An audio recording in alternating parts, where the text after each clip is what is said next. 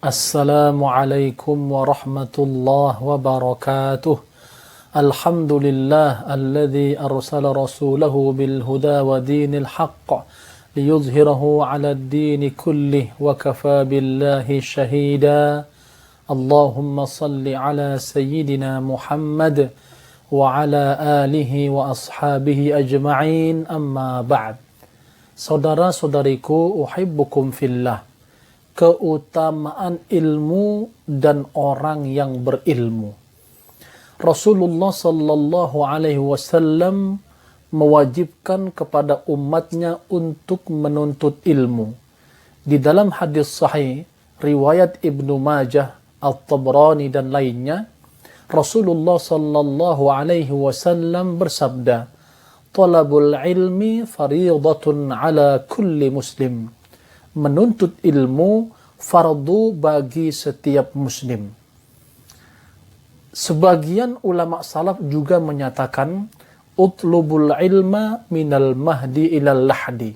Tuntutlah ilmu dari buayan atau dari masa kecil hingga ke liang lahat. Saudara-saudariku yang mulia, Allah subhanahu wa ta'ala membedakan antara orang yang berilmu dan orang yang tidak berilmu, yaitu dengan menegaskan dalam firman-Nya, hal yastawil ladzina ya'lamuna wal ladzina la ya'lamun, innama yatadzakkaru ulul albab. Apakah sama orang-orang yang mengetahui dengan orang-orang yang tidak mengetahui? Sebenarnya hanya orang yang berakal sehat yang akan menerima pelajaran. Surah Az-Zumar ayat 9. Kemudian Allah subhanahu wa ta'ala juga menyebutkan keutamaan orang yang berilmu dalam firman-Nya, yarfa'illahu alladhina amanu minkum walladhina utul ilma darajat. Niscaya Allah akan mengangkat derajat orang-orang yang beriman di antaramu dan orang-orang yang diberi ilmu beberapa derajat. Surah Al-Mujadilah ayat 11. Maka dari itu Allah subhanahu wa ta'ala memerintahkan nabinya untuk selalu berdoa agar diberikan ilmu. Allah subhanahu wa ta'ala perintahkan, wa qul Rabbi zidni ilma.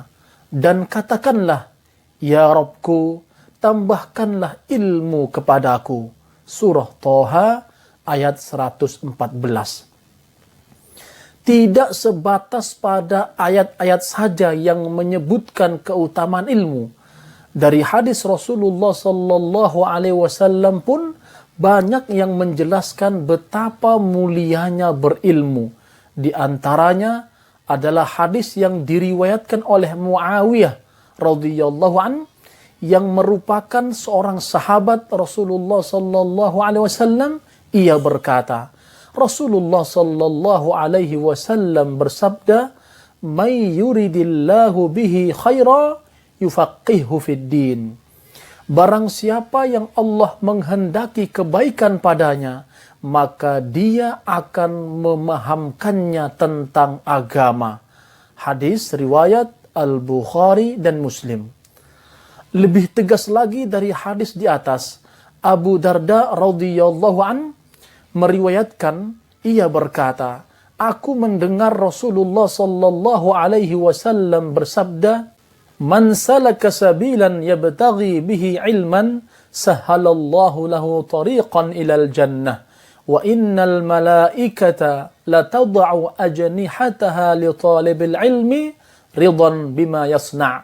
Wa innal 'alima la yastaghfiru lahu kullu syai'in hatta al-hitana fil ma'. Wa fadlul 'alimi 'alal 'abidi ka fadlil qamari 'ala sa'iril kawakibi. Innal 'ulama'a warathatul anbiya'. Innal anbiya' lam yuwarrithu dinaran wala dirhaman, innama warrathul ilma, faman akhadahu akhadha bi khattin wafir. Barang siapa menempuh suatu jalan untuk mencari ilmu dengannya, maka Allah akan memudahkan baginya jalan menuju surga. Para malaikat akan membentangkan sayapnya untuk penuntut ilmu karena ridha dengan perbuatannya.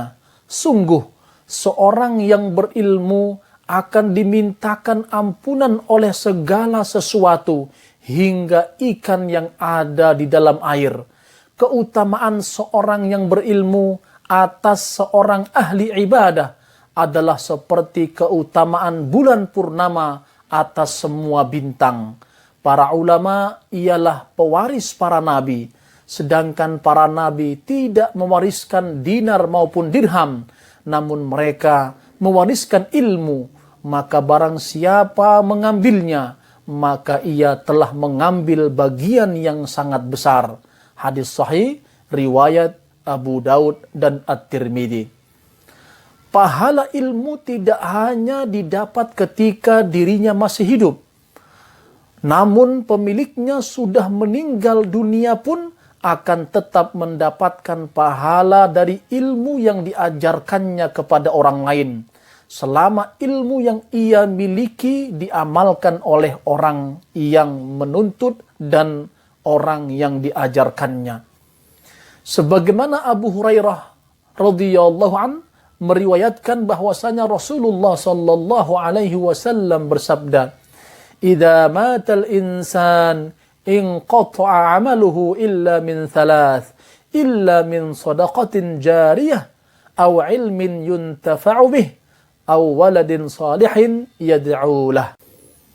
Jika seorang manusia meninggal dunia, maka pahala amalnya akan terputus kecuali dari 3 hal. Dari sedekah jariah, ilmu yang bermanfaat, atau anak saleh yang selalu mendoakannya. Hadis riwayat Muslim. Dari beberapa dalil di atas, dapat kita ketahui bahwa ilmu syar'i mempunyai kedudukan agung di dalam agama. Allah Subhanahu wa ta'ala telah menganjurkan dan memotivasi untuk menuntut ilmu, serta memberikan keutamaan bagi penuntut ilmu syar'i tersebut.